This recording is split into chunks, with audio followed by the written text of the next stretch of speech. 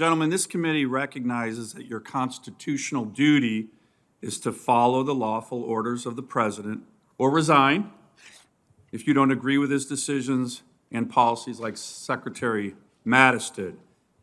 But I want to emphasize you do not have a duty, constitutional or otherwise, to cover for the commander-in-chief when he is not telling the truth to the American people. With that, I have a few questions that I'd like you to keep short, concise answers to. On August 18th, in a media interview to the American people, the president said that none of his military advisors told him that he should keep U.S. forces in Afghanistan. General Milley, that was a false statement by the President of the United States, was it not?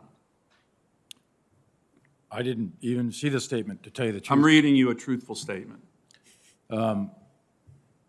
That was a false statement. Yeah, look, I don't have a lot of time. Okay, Was that okay. a false statement to the American people? I'm not going or to categorize a statement of a president of the United States. General McKenzie, was that a false statement? The president said none of his commanders said that he should keep troops in Afghanistan. Was that a false statement by the president of the United States? Remember, you do not have a duty to cover for the president when he's not telling the truth. Was that a false statement or not? I've given you my opinion on the matter. I've given you my judgment on it. And I think we all know it was a false statement, okay? That's number one. President also said if there's an American citizen left behind in Afghanistan, the military is going to stay until we get them out. General Milley, did that statement turn out to be true or untrue by the president? I think that was the intent, but we gave him a recommendation on the 25th of August to terminate the mission on the 31st of August. Statement was untrue. Let me ask another question. General Milley, General McKenzie, the president around the same time said, quote, Al-Qaeda was gone from Afghanistan, told the American people that. Was that true or not true? Was Al-Qaeda gone from Afghanistan in mid-August? True or not true? Al-Qaeda is still in Afghanistan. They were there in mid-August.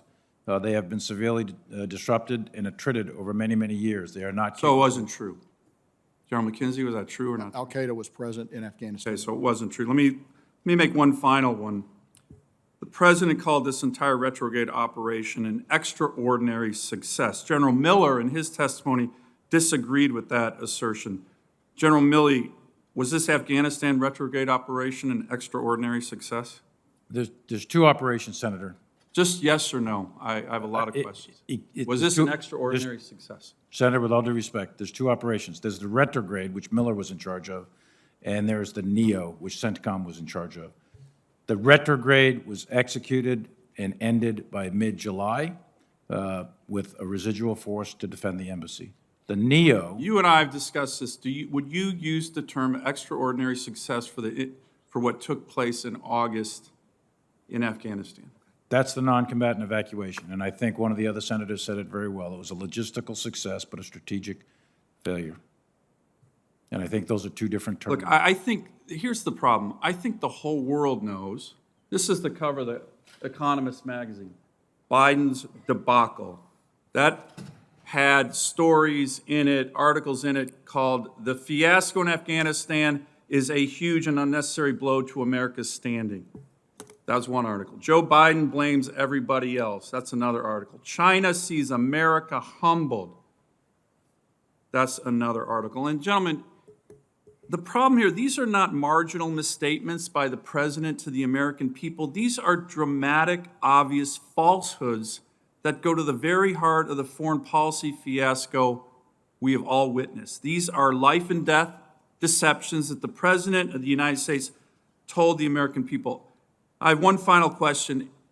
I might leave it because it's a long one for the follow-up, but here's the anger. I've never seen my constituents more angry about an issue than this. And it's the combination of everybody knowing that this is a debacle, and yet people defending it as a, quote, extraordinary success. And here's the biggest: no accountability. No accountability. You gentlemen have spent your lives, and I completely respect it, troops in combat, you've been in combat, you've had troops under your command killed in action.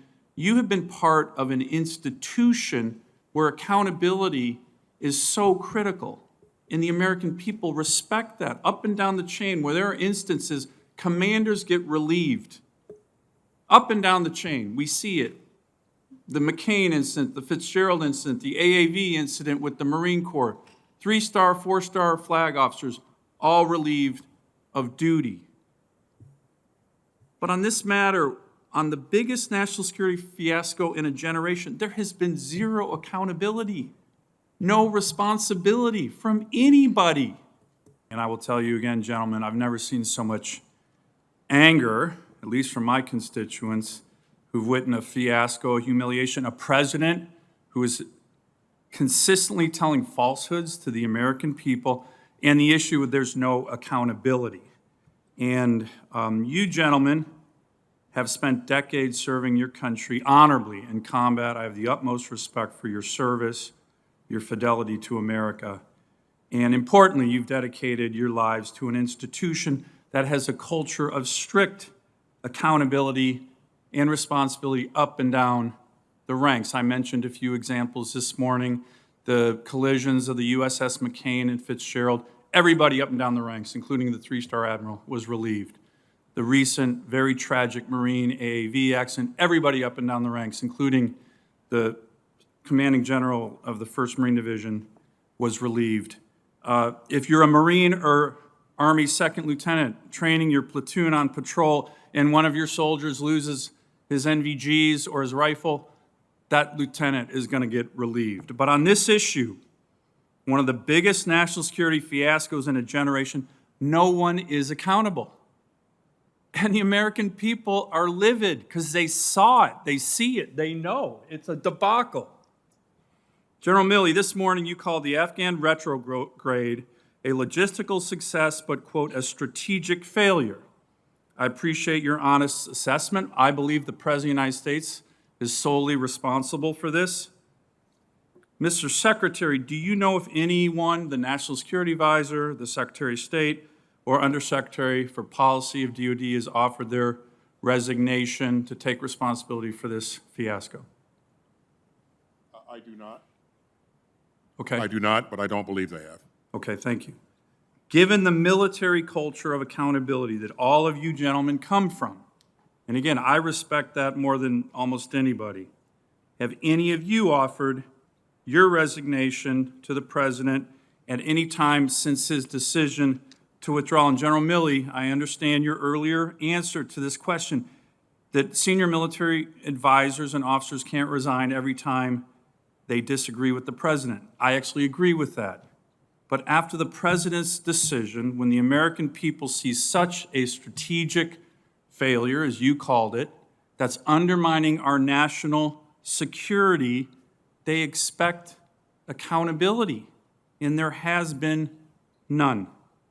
So have any of you accepted that accountability or responsibility?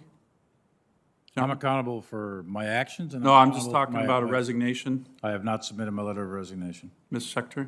No. General? I have not submitted a letter of resignation. Mr. Secretary, I want to know, what will it take for someone, anyone in the Biden administration to take responsibility or accountability for this national security fiasco? Anyone? Senator, from a DOD perspective, again, you heard me say that we'll continue to review our actions, and we won't hesitate to be critical of ourselves. And if there's someone that should be held accountable for an action, then we'll certainly do that. I want to switch topics here very quickly. General Milley, do you think if the Chinese Communist Party decided to invade Taiwan, would their military leadership call and give you a heads up? I think there'd be a period of increased tension, indicators and warnings, and I think there'd be an exchange of various communications at all levels. Department You really of State. think the And I Chinese- think You really I think would- that, you really think the Chinese Communist Party head of the PLA would call and say, hey, General, FYI, we're going to get ready to invade Taiwan. I just thought I'd give you a heads up. You think, I know you I would- honestly think that? I know I'd call him and ask him.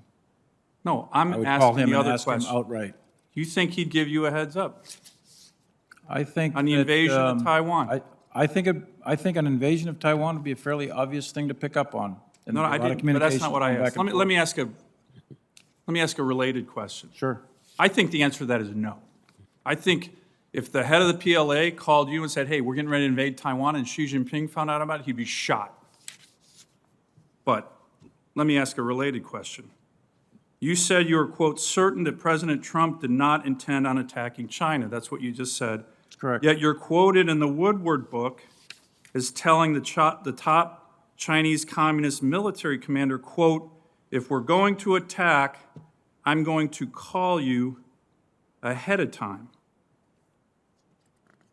Is that true, General Milley? Well, let me tell you what I actually said. So that's not true. I hope that's Let me not. tell you what I actually said, Senator. What I said, if there's going to be a war, if there's going to be an attack, there's going to be a lot of calls and tension ahead of time. But what you You're just gonna said, get called. You're going to your get called. It's testimony was context. that you were Senator, it's all- certain President Trump would not attack. That's your testimony this morning. That is true. That is Okay, then absolutely why would true. you- And I was communicating to my Chinese counterpart on instructions, by the way, to de-escalate the situation. And I told him that we are not going to attack. President Trump has no intent to attack. And I told him that repeatedly. And I told him if there was going to be an attack, there'll be plenty of communications going back and forth. Your intel system's going to pick it up. I said, I'll probably call you. Everybody will be calling you. We're not going to attack you. Just settle down. It's not going to happen. And I did it twice, in October and January. I Thank think you, if Senator you're Sullivan. giving a heads up to the Chinese Communist Party, I didn't give them a heads up we're going to attack because we weren't going to attack. If we're I was going telling to them we were attack, not I'm going to gonna attack, call you which was ahead being of time. faithful Sullivan. to the President of the United States' intent. Time I was expired. being faithful to his intent, Senator.